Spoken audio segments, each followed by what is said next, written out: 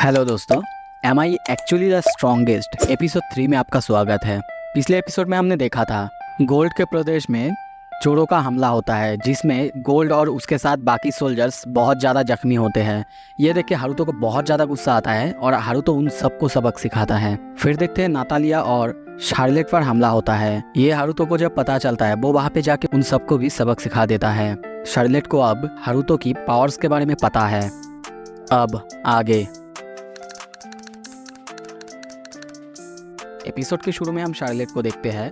वो कभी भी बिना नॉक किए अब हारुतो के रूम में आ जाती है। अब वो दोनों एक दूसरे के साथ बहुत ज़्यादा अच्छे से घुल मिल गए हैं। हारुतो के वहाँ पे आके वो देखता है हारुतो कुछ मैजिक कर रहा है। वो उस मैजिक के बारे में पूछती है। हारुतो बताता है ये एक सर्वेलेंस मैजिक है। ये सुन के शार्लेट बहुत ज़्यादा चौंक जाती है और पूछती है क्या सच में ये एक एंशिएंट मैजिक है। हारुतो हाँ करता है। तभी उसे याद आता है कि उसने पापा को कहा था वो एंशिएंट मैजिक की बुक पढ़ेगा। शार्लेट को भी ये बात याद आता है, इसलिए वो उसे उन लोगों की लाइब्रेरी में ले जाती है। वहाँ पे जाने के बाद हम देखते हैं शार्लेट को वो बहुत सारा बुक्स हारुतो को पढ़ने के लिए देती है और उसके साथ उसे पढ़ के सुनाने के लिए कहती है। हारुतो भी एंशिएंट मैजिक के बारे में पढ़ता है। पढ़ते पढ़ते उसे अपने दुनिया के एनिमे की याद आ जाता है। वो बताने लगता है एनिमे कैसा है, क्या है। ये सुन के शार्लेट बहुत ज़्यादा चौंक जाती है, क्योंकि इस दुनिया में वैसा कुछ नहीं है। कोई पिक्चर हो जो मूव कर सकता है और साथ ही में बात भी कर सकता है। हारुतो की ये बात सुन के उसे बहुत ज़्यादा क्यूरियोसिटी होती है। वो हारुतो से जिद करता है कि उसे भी ये एनीमे देखना है। सीन शिफ्ट होता है। कुछ दिन गुजर चुके हैं। हम देखते हैं हारुतो अब अपने दुनिया से कनेक्शन बना चुका है और मैजिक से अपने सामने एक मॉनिटर अपीयर कराता है जो कि बिल्कुल टीवी जैसा है और उसमें सारा एनिमेस है जो कि वो अपने दुनिया में देखता था और अभी भी उसका सब्सक्रिप्शन एक्टिव है। उसमें से एक एनीमे है जो कि शार्लेट देखना शुरू करता है, पर हम देखते हैं उसे जापानी समझ में नहीं आ रहा था। इसीलिए हारुतो उसे जापानीज भाषा सीखने को कहता है और सोचने लगता है क्या सच में वो लैंग्वेज सीख पाएगा। पर कुछ दिनों के अंदर हम देखते हैं शार्लेट थोड़ा थोड़ा जापानी सीख चुकी है। ये देख के हारुतो बहुत ज़्यादा चौंक जाता है और सोचने लगता है कि सच में इतना छोटा बच्चा कैसे एक नया लैंग्वेज सीख सकती है। क्या शार्लेट जीनियस तो नहीं है। ऐसे करते करते 2 हफ्ते गुजर जाते हैं। हम देखते हैं शार्लेट अब हर रोज एनीमे देखती है और अब वो पूरी तरह से जापानीज सीख चुकी है। ये सब देख के हारुतो सोचने लगता है उसने सारी जापानीज एनीमे देखकर ही सीखा है, पर मुझे लगता है ज़्यादा एनीमे देखना भी उसके लिए सही नहीं है। मैं क्या करूँ? क्या मैं अभी थोड़ा सा स्ट्रिक हो जाऊँ? यही उसके लिए अच्छा है। फिर देखते हैं एक एपिसोड खत्म होने के बाद शार्लेट और एक एपिसोड चालू करने जाती है, पर तभी हारुतो उसे मना करता है और कहता है एक दिन में 3 से ज़्यादा बिल्कुल नहीं, ये तुम्हारी सेहत के लिए अच्छा नहीं होगा। ये सुन के शार्लेट बहुत ज़्यादा सैड होती है और कहने लगता है मैं तो बिल्कुल ठीक हूँ, देखो देखो मैं ठीक हूँ। पर हारुतो उसे मना करता है। ये सुन के शार्लेट दुखी होती है। रात का सीन दिखाया जाता है। हम देखते हैं खाने के टेबल पर शार्लेट को बहुत ज़्यादा नींद आ रहा था। कुछ देर बाद जब सोने का टाइम होता है हम देखते हैं शार्लेट हारुतो को गुड नाइट कहती है, पर जब हारुतो सोता है देखता है शार्लेट भी उसके साथ उसके पास सोई हुई है और दूसरी तरफ देखता है बाहर से उसकी माँ ये सब देख रही थी। नातालिया भी ये देख के बहुत ज़्यादा खुश है। शार्लेट अब हारुतो के साथ बहुत घुल मिल चुकी है। दोनों भाई बहनों के बीच इतना अच्छा बनता है। सीन शिफ्ट होता है। हम गोल्ड को देखते हैं। वो अपने सारे सोल्जर्स के साथ रेडी होके उन्हीं चोरों को मारने के लिए जा रहा है। उसके जाने के बाद हम शार्लेट को देखते हैं। उसे बिल्कुल अच्छा नहीं लग रहा था। उसे बार बार डर लग रहा था इस बार भी उसके पापा को कुछ हो जाएगा। हारुतो उसे समझाने की कोशिश करता है पर वो नहीं समझती, बल्कि और दुखी होकर वो कहने लगती है लोग चोर क्यों बनते हैं, इस दुनिया में कोई शांति से क्यों नहीं रह सकता। हारुतो उसे समझाने की कोशिश करता है कि ये तुम जितना कह रहे हो उतना आसान नहीं है। इसके जवाब में शार्लेट कहती है क्यों ना तुम इन सब के बीच में उतर जाओ, तुम चाहो तो इन सबको बदल सकते हो, तुम चाहो तो इस दुनिया में शांति ला सकते हो। हारुतो पहले तो रेजिस्ट करता है पर बाद में वो मना नहीं कर पाता। वो भी ट्रांसफॉर्म होता है एक सुपर हीरो की तरह, जैसा कि शार्लेट अपने एनीमे में देखती है। हम देखते हैं हारुतो अब बिल्कुल एक ग्रोन अप्स की तरह लंबा हो चुका है और उसकी आवाज़ भी चेंज हो चुका है। उसे ऐसे देख के शार्लेट बहुत ज़्यादा एक्साइटेड हो जाती है और उसके साथ जाने के लिए जिद करने लगती है। हारुतो उसके बाद टाल नहीं सकता पर उसे वो ले भी नहीं जा सकता था, इसीलिए वो उसके सामने मैजिक से एक मॉनिटर अपीयर कराता है जिसमें वो हारुतो की सारी करतूत देख सकता था।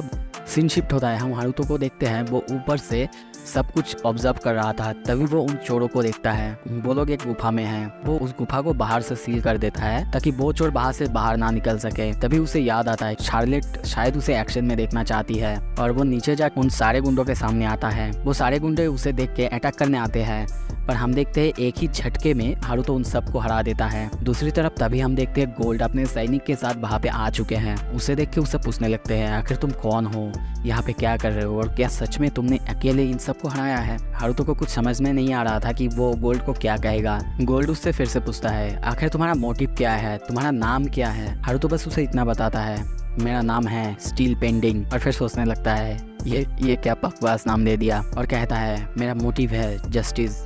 ये कहने के बाद वहाँ से वो निकल जाता है। सब कुछ खत्म होने के बाद हारुतो थक हार कर घर पे आता है।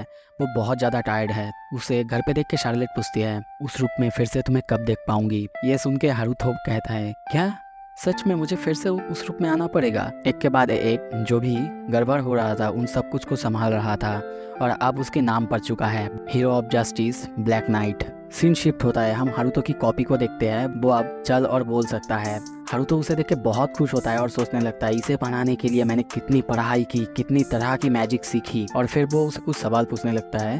वो हर सवाल का जवाब देता है जैसे कि हारुतो भी बात करता है। पर तभी हम देखते हैं शार्लेट उसके बेड पर थी।